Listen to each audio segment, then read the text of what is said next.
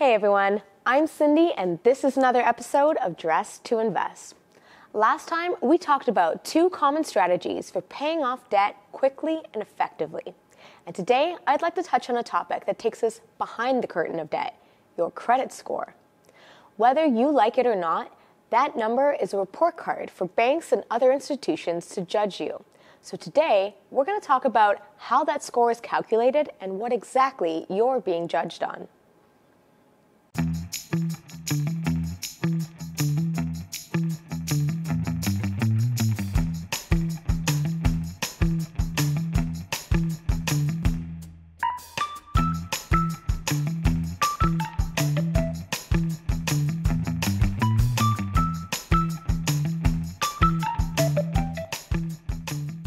We're going to do something a little different today. Let's play a game.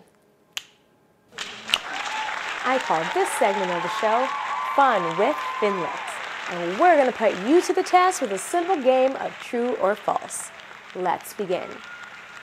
Not having any debts or a credit card is the best way to maintain a good credit score.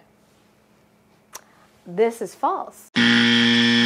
You'd think that because you've been responsible enough to avoid the temptations of ever taking on debt, that this would earn you some credit score brownie points. But that's not true. Your score is largely based on your past financial behaviors with credit. And if you've never had any encounters with debt and credit, you don't have any credit history to look at. True or false? You should always cancel old credit cards that you no longer need or use. You might be surprised to learn that a move like that actually does have the potential to really put a hit on your score, depending on a few factors. How old is the credit history? How large is the credit limit? What does the rest of your credit mix look like, and how have you been handling it? More on this later. True or false? Increasing your credit limit can increase your credit score. This statement is true. Now, that's certainly not to say that you should start applying to increase all your limits. But if you've already been offered a pre-approval for a limit increase, you can actually improve your credit score by accepting it. That comes with a big fat asterisk, assuming that you won't start racking up more debt just because it's available to you. And that's an important distinction to make. We're going to circle back to this one later. True or false? You can have multiple credit scores at the same time.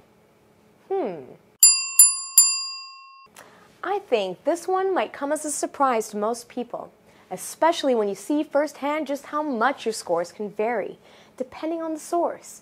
And in fact, CBC even released a Marketplace episode specifically about this. Your credit score is calculated through careful analysis of your information by a credit bureau. But then there are the free online credit score providers that purchase the scores they provide you from the credit bureaus. But all of these institutions put different weight to the factors that comprise your credit score. So it's quite likely that you have 4 or more completely different numbers depending on where you look. Likewise, your lenders don't necessarily report to the same bureau, so it's a good call to check up on both to see where you stand. Okay, final question, true or false?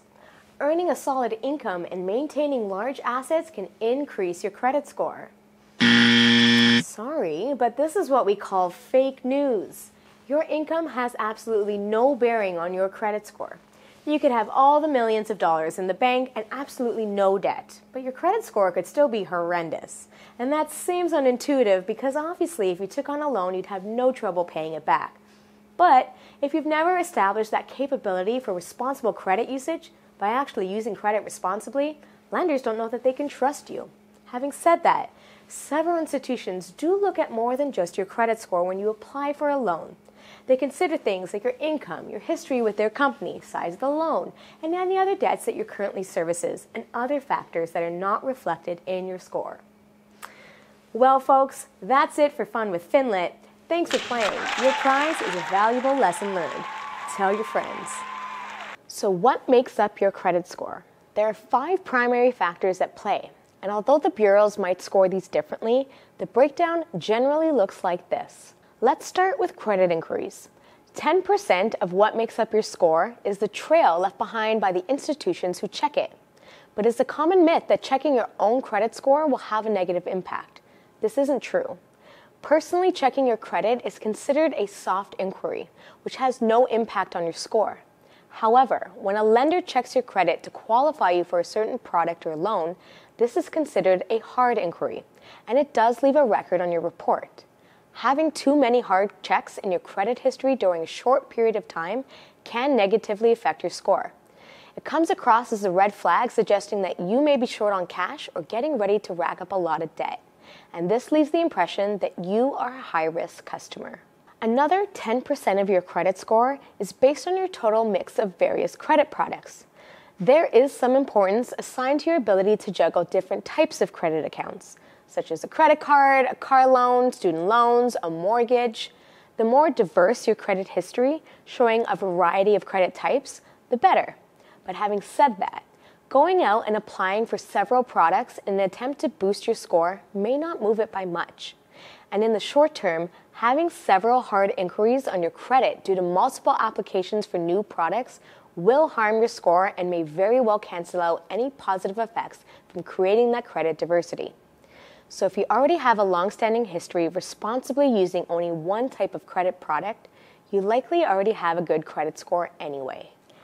15% of your score is based on your history and experience with actually using credit. Creditors like to see that you have a long-standing history with credit and that you've used consistently and responsibly. Those who have a shorter credit history or who haven't regularly used the credit they were given are considered higher risk because it's harder to gauge how responsibly you can use and manage that credit. So when you pay off a credit card that you don't think you'll use again, resist the urge to close the account right away.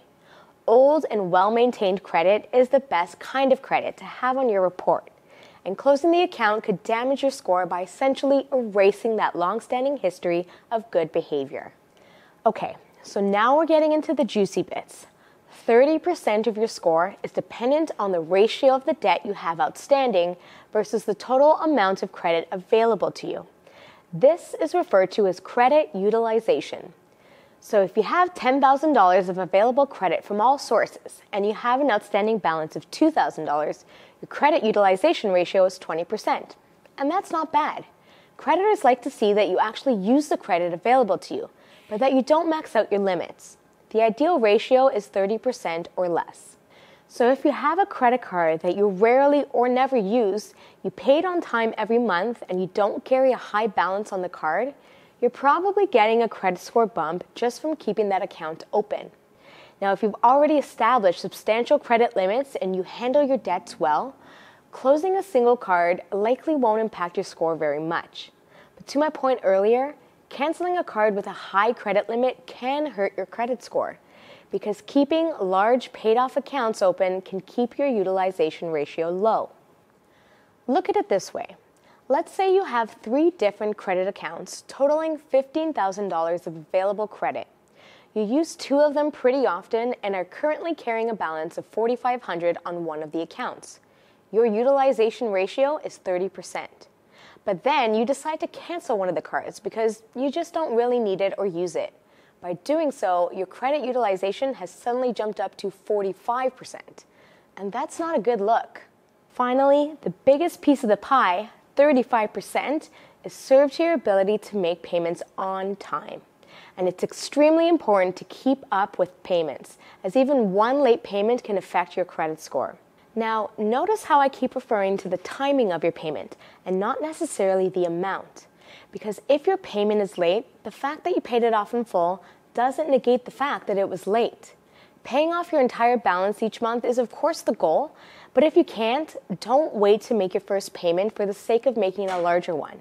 Just pay as much as you can as soon as you can to ensure that the minimum is paid off by the due date.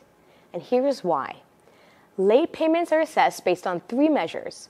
Number 1, how recently did it happen? Last month? Last year? The fresher the incident, the bigger the impact. Number 2, how late was it? The typical timeline goes as follows. 30 days, 60 days, 90, 120, 150 days, and then it's written off as a loss and categorized as uncollectible. And you don't want that on your report. Number 3, how frequently are you late? In addition to ruining your credit score, chronic missed payments can lead to higher interest rates, late fees and penalties, reduced credit limits, and even court judgments. And FYI, it's not just the banks and credit card companies who report missed or late payments to the bureaus. Apartment and rental companies, utilities, and even cable and cell phone providers can also report missed or late payments. So it's a pretty reliable rule of thumb to just make sure you pay all your bills on time. So now you know. That's credit scores in a nutshell for you. But what do you do now with your newfound knowledge? Join me next week and I'll show you how to put this information to use, because we'll be discussing how to improve your credit score. In the meantime, if you're wondering how you can check your credit score, you can visit the links provided in the video description below. But before you go, make sure to subscribe to the channel and show us you learned something new today by giving this video a like and dropping a comment about what surprised you the most. And I know you know someone who needs to hear this, so go ahead and share this video. Thanks for watching, guys. I'll see you next week.